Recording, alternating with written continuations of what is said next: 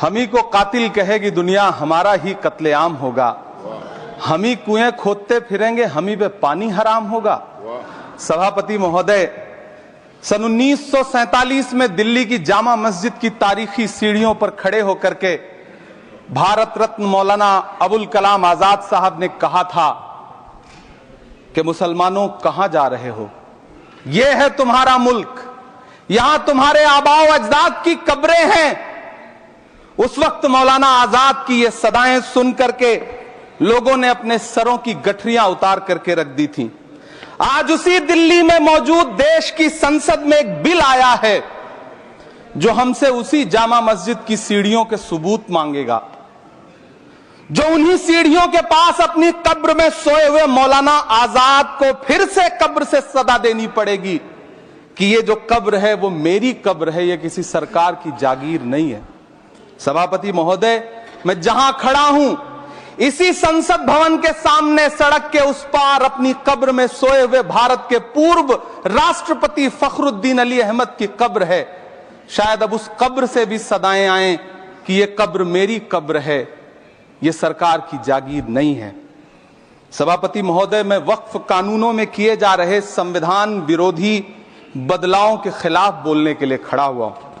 संविधान का आर्टिकल 14 हो, 29 हो, 30 हो, चीख चीख कर कहता है कि देश में सब बराबर के हकदार हैं। आर्टिकल 26 कहता है कि सबको अपने अपने मजहबी कामों के लिए मंदिर, मस्जिद, गिरजाघर, गुरुद्वारों का निर्माण करने का हक है और उसका रखरखाव का भी हक है। लेकिन डॉक्टर बाबा साहब अंबेडकर के संविधान को हर दिन कुचलने वाली यह सरकार देश के मुसलमानों से नफरत में इतनी अंधी हो गई है कि खुलेआम देश की संसद में देश सरकार के माइनॉरिटी मिनिस्टर साहब और होम मिनिस्टर साहब झूठ बोलते हैं और देश को गुमराह करते हैं, झूठ शब्द असत्य बोलते हैं। सरकार ने इस बिल का नाम उम्मीद रखा है। मंत्री जी कल से इसे देश के मुसलमानों के लिए नई उम्मीद बता रहे हैं। नहीं मंत्री जी, न तो यह बिल मुसलमानों के लिए नई उम्मीद है और न ही उम्मीद की नई किरण। सभापति महोदय, भाजपा ने पूरे देश में वक्फ के नाम पर कई सारे झूठ फैलाए हैं। आइए आज उनकी सच्चाई पर बात करते हैं। वक्फ ट्रिब्यूनल को ऐसे बताया जाता है जैसे वक्फ ट्रिब्यूनल कोई मजहबी खाप पंचायत हो। सभापति महोदय, जबकि सच्चाई यह है कि वक्फ ट्रिब्यूनल भी तो सरकारी न्यायिक विभाग है जिसमें सरकार द्वारा नियुक्त जज होते हैं, जिसमें प्रशासनिक अधिकारी होते हैं, कहीं ऊपर से थोड़ी आ गए। सभापति महोदय, देश के गृह मंत्री जी ने इसी सदन में कहा कि वक्फ ट्रिब्यूनल के फैसले के खिलाफ कोई कोर्ट नहीं जा सकता, जबकि सच यह है कि वक्फ एक्ट 1995 की धारा 83(9) के तहत हाई कोर्ट वक्फ ट्रिब्यूनल के फैसले की न सिर्फ समीक्षा कर सकता है बल्कि उसे बदल भी सकता है। सच तो यह है कि वक्फ बोर्ड खुद अपनी जमीनों के लिए कई सारी कोर्ट में मुकदमे लड़ रहा है। सभापति महोदय, दिल्ली की जिन 123 संपत्तियों को लेकर कल माइनॉरिटी मिनिस्टर, होम मिनिस्टर साहब और अभी आदरणीय नेता सदन बात कर रहे थे, आइए उनकी सच्चाइयों पे भी बात करते हैं। 1911 में जब अंग्रेजी हुकूमत ने कोलकाता के बजाय दिल्ली को राजधानी बनाने का फैसला किया तो रायसीना हिल्स के चारों तरफ जो मुसलमानों की ढेर सारी जमीनें थी उनको एक्वायर किया गया और लुटियन को इसकी तामीर की जिम्मेदारी सौंपी गई। सेंट्रल विस्टा की तरह लुटियन जोन का मेगा प्लान तैयार हुआ, लेकिन उस वक्त के मुसलमानों ने उस वक्त की अंग्रेजी हुकूमत से अपनी इबादत गाहों को बचाने के लिए लड़ाई लड़ी। मामला ब्रिटिश गवर्नमेंट तक पहुंचा। तब यह तय हुआ कि वो जो धार्मिक स्थल हैं उन्हें जस का तस रहने दिया जाएगा। इंडिया गेट के बगल वाली मस्जिद हो, जाप्तागंज, सुनहरी बाग मस्जिद हो, पार्लियामेंट रोड वाली मस्जिद हो, ऐसी 123 संपत्तियों के मैनेजमेंट के लिए 1913 में मुसलमान वक्फ वैलिडेशन एक्ट बना और उसके बाद एक नया शहर बसाया गया जिसे लुटियंस जोन का नाम दिया गया। फिर 1943-45 के बीच एक और समझौता हुआ आजादी से पहले उसके तहत काफी सारी वक्फ जायदादों को सुन्नी मजलिस औकाफ बनाकर उसके अंडर किया गया ताकि उसकी देखरेख की जा सके। गृह मंत्री जी 2 दिन से सदन में जो बात कह रहे हैं वो दरअसल 123 संपत्तियां उसी सुन्नी मजलिस औकाफ के तहत आती। सभापति महोदय, आजाद भारत आजाद हुआ। आजादी के बाद भारत में 1954 में वक्फ एक्ट लागू हुआ, जिसकी धारा 9 के तहत 1964 में केंद्रीय वक्फ काउंसिल का गठन हुआ। दिल्ली की वही 123 प्रॉपर्टीज को 1970 में सर्वे गजट करके गजट नोटिफाई किया गया। इसके निपटारे के लिए पूर्व प्रधानमंत्री इंदिरा जी के द्वारा 1974 में एक बर्नी कमेटी बनाई गई। बर्नी कमेटी ने 1976 में इन 123 संपत्तियों को दिल्ली वक्फ बोर्ड की संपत्ति होने की रिपोर्ट सौंपी। उस रिपोर्ट के आधार पर 1984 में कांग्रेस सरकार ने उन 123 प्रॉपर्टीज को दिल्ली वक्फ बोर्ड को सौंपने का फैसला किया, जिसके खिलाफ विश्व हिंदू परिषद कोर्ट गई। मामला 2011 तक पेंडिंग रहा। फिर 2011 में कोर्ट ने सरकार को आदेशित किया कि इसका निपटारा करो। तब 2013 में तत्कालीन यूपीए सरकार ने दिल्ली की उन्हीं 123 जायदादों को बर्नी कमेटी की सिफारिशों के मुताबिक वक्फ बोर्ड के हवाले किया। यही वो प्रॉपर्टीज हैं जिनके नाम से गृह मंत्री जी कल से कांग्रेस को कोस रहे हैं। फिर आई 2014 में भाजपा की सरकार, जो तब से इन जमीनों को हड़पने की साजिश कर रही है। जिस बिल को मुसलमानों के हुकूक की हिफाजत करने वाला बिल बताया जा रहा है, उसी को पेश करने के लिए और उस पर बात करने के लिए लोकसभा में भाजपा सरकार के पास एक भी मुस्लिम सांसद नहीं है। जिस वक्त, मैं लोकसभा कह रहा हूं, सुना करिए, जिस वक्फ बिल को मुस्लिम महिलाओं को हक दिलाने वाला बताया जा रहा है, उसे संसद में पेश करने वाली पार्टी के पास न तो राज्यसभा में, न लोकसभा में, न देश की किसी विधानसभा में एक भी मुस्लिम महिला सदस्य नहीं। कल किरण रिजिजू जी कह रहे थे कि रेलवे की जमीनें देश की जमीनें हैं, डिफेंस की जमीनें देश की जमीनें हैं। हां मंत्री जी, हैं, बिल्कुल हैं। ये जो वक्फ की जमीनें हैं, ये हमारे पुरखों ने धार्मिक कामों के लिए डोनेट किया है। तो हम भी तो इसी देश के नागरिक हैं, हम भी तो इसी देश के बेटे हैं। तो वक्फ की जमीनें भी तो इसी देश की जमीनें हैं, उनको पराया क्यों बोलते हैं आप? सभापति महोदय, अशफाकुल्लाह खान जब फैजाबाद की जेल में फांसी के फंदे पर झूल रहे थे, तो इसी देश की जमीन के लिए झूल रहे थे ना। सभापति महोदय, अंडमान की जेल में काला पानी की सजा काटकर अपनी जान देने वाले मौलाना फजले हक खैराबादी हो या शेर खान अफरीदी हो, वो भी तो इसी जमीन के लिए अपनी जान दे रहे थे ना।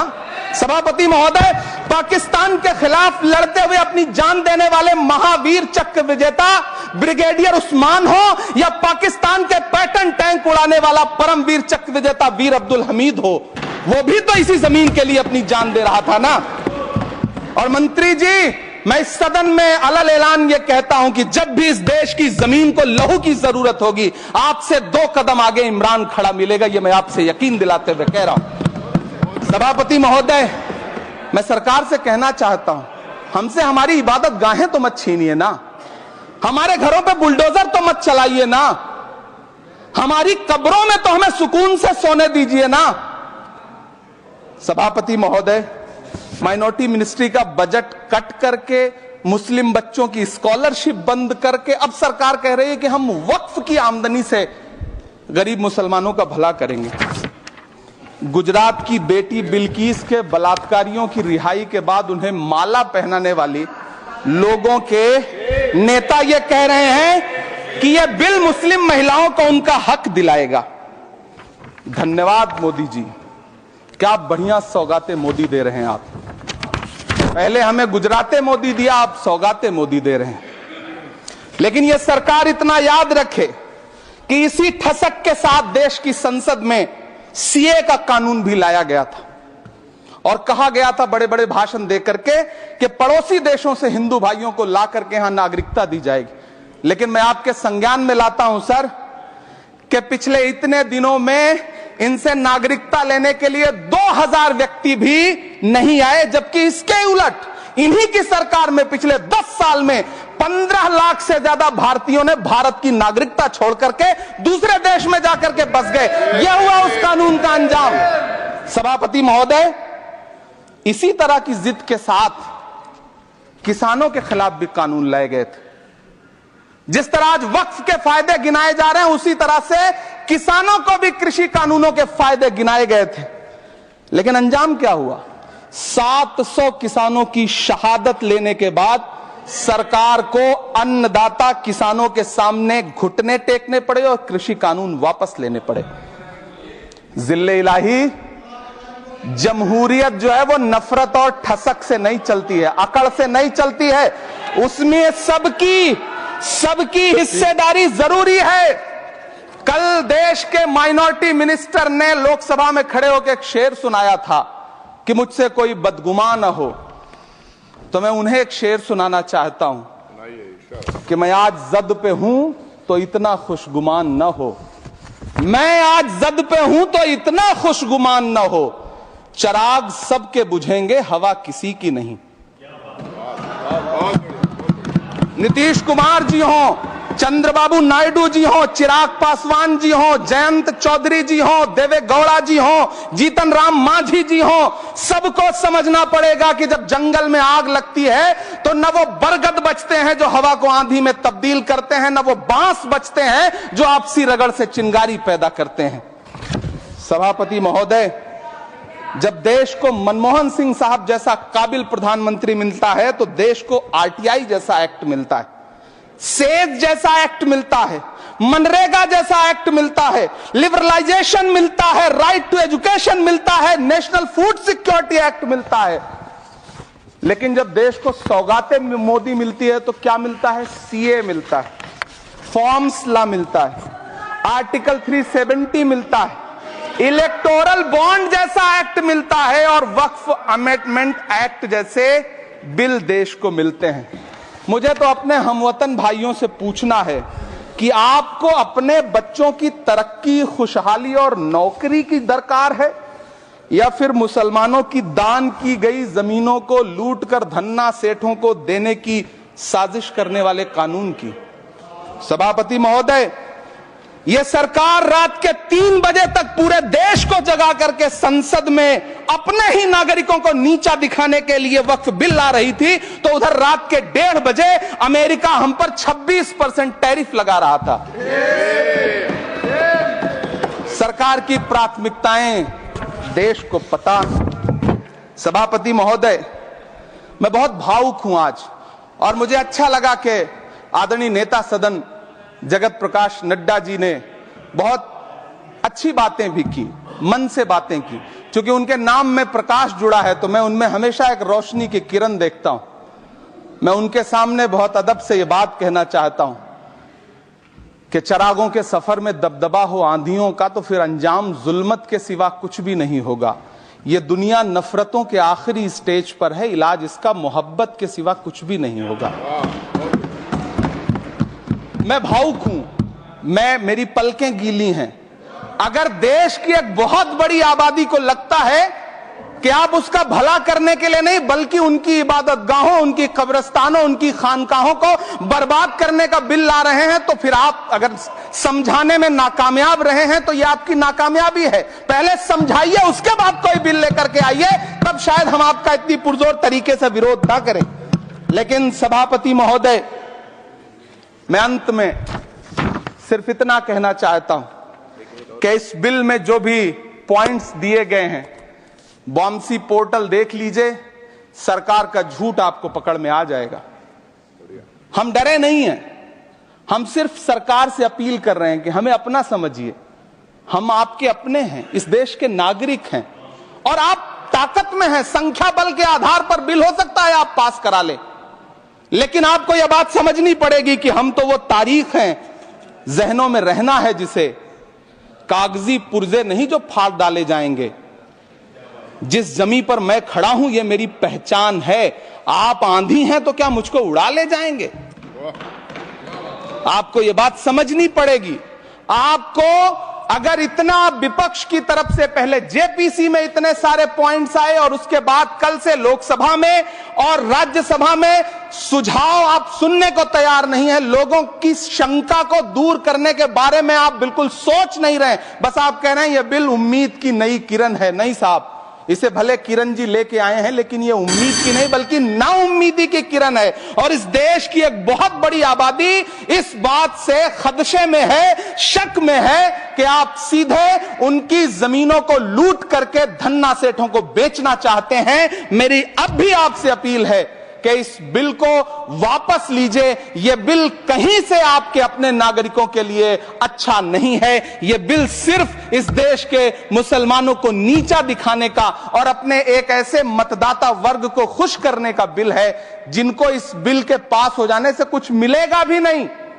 लेकिन आप एक नैरेटिव देना चाहते हैं, एक मैसेज देना चाहते हैं। मेरी आपसे अपील है कि कृपया ये जो सबका साथ सबका विकास का नारा है, इस नारे को रत्ती भर तो चरित्रार्थ कर दीजिए। बहुत बहुत धन्यवाद।